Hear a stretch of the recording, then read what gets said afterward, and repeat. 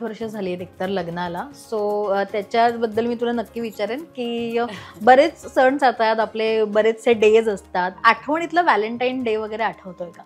आठवणीतला Valentine day म्हणजे पहिल्यांदाच जेव्हा आम्ही लग्नानंतर, म्हणजे लग्न झालं नव्हतं तेव्हा आमचं, पण तो लग्नासाठी म्हणून आला होता. तर तो ज्या दिवशी इथे आला तो 14 फेब्रुवारीच होता तो दिवस. आणि तो मुंबईत उतरला होता. सो आम्ही भेटलो होतो तेव्हा.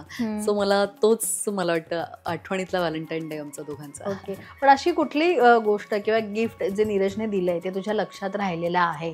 आपण ते वस्तूच्या स्वरूपातलं जसं नाही, पण असं कुठलं दिलंय लग्नाच्या आधी असू दे किंवा लग्नाच्या नंतर असू दे? गिफ्ट म्हणण्यापेक्षा एकदा असं झालं की मी नीरजला फोन करते पण त्याने फोनच उचलले नाही. आणि तो मला म्हणाला होता की आधी जेव्हा आमचा जो फोन झाला तेव्हा तो मला म्हणाला होता की मला खूप ताप आहे, मी झोपतोय. आणि मग पूर्ण एक दिवस, पूर्ण एक रात्र आणि त्याचा काही फोनच लागेना. आणि माझा स्वभाव, मी थोडीशी विचार जास्त करते. सो मला काही कळेना की याला काय झालंय. बरं, बाकी कोणालाच काहीच माहित नाही फॅमिलीत. आणि तो तिकडे एकटा, तिथे कोणीच माझ्या ओळखीचं नाही, त्याचे फ्रेंड्स नाही, त्यांचा नंबर नाही माझ्याकडे.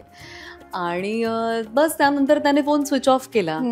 आणि मी मग खूप फोन केले त्याला, पण त्याने मला कुठलाच माझा फोन त्याने रिसीव्ह केला नाही. खूप वेळ तर स्विच ऑफ येत होता. मग त्याने फोन रिसीव्ह करणं बंद केलं. आणि मी बाकी सगळ्यांना घरी फोन करते तर कोणीच मला म्हणालं नाही की त्याला बरं नाहीये किंवा काय, किंवा कुणालाच टेन्शन नव्हतं जेवढं मला होतं. आणि माझं त्या दिवशी नाईट शिफ्ट होती. सो पूर्ण रात्र मी खूप टेन्शन मध्ये घालवली की याला काय झालं असेल. कारण एक पूर्ण दिवस, एक पूर्ण रात्र माझ्याशी त्याचं काही बोलणंच नाही.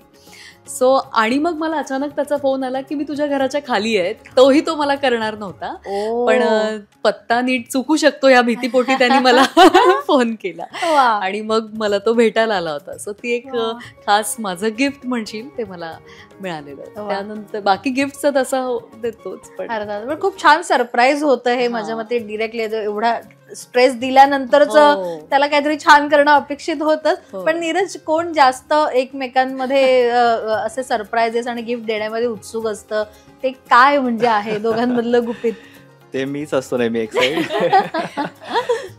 तिला शूटिंगमुळे खरं तर जमायचंच नाही आधी ऍक्च्युली, त्याच्यामुळे. आणि अमेरिकेत असताना मग सगळं मलाच माहिती होतं अमेरिकेचं. तिकडे पण ती नवीन होती. सो सरप्राईजेस देण्याचं जास्त संधी आणि उत्साह मलाच मिळाले ऍक्च्युली. पण आवडीनिवडी पण अशा फोनवरच जाणून घेतल्या होत्यात की पहिल्या भेटीनंतर थोडासा वेळ घेऊन एकमेकांच्या आवडीनिवडी समजल्या? कारण वेळ एकमेकांसोबत फार कमी मिळाला तुम्हाला.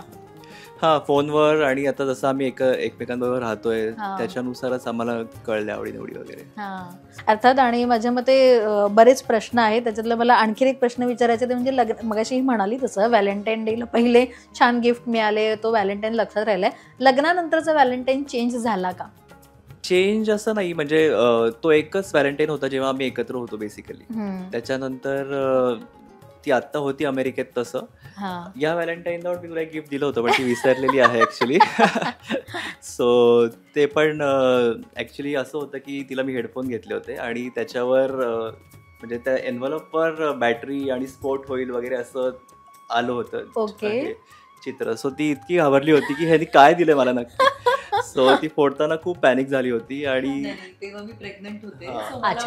काय होऊ शकेल का? बाय द वे, पण हे खरंय की सरप्राईजेस तोच देतो. मला पहिलं तर सरप्राईजेस हे मुळात आवडतच नाही. कारण की मला टेन्शन येतं अति विचार करून की एकतर ते लक्षात राहत नाहीत तारखा माझ्या, आणि मग त्यात परत सरप्राईज द्यायचं हा एक वेगळाच टास्क आहे माझ्यासाठी. सो मी देतच नाही आणि मला दिलेलं पण सहसा आवडत नाही, पण तो त्याचा स्वभाव आहे, तो देतो. ओके. पण फिल्मी अर्थात मृणाल ज्या क्षेत्रात आहे तिथे थोडंसं असं फिल्म फॅसिनेट असं सगळं असतं. सो अशी फिल्मी डेट वगैरे मृणाल तू तरी प्लॅन केली होतीस का कधी, किंवा त्याने तुझ्यासाठी प्लॅन केली होती का? ते परत तसंच आहे, म्हणजे सगळं प्लॅनिंग हे माझ्याचकडे असतं. नाही, हे तो विसरला आहे.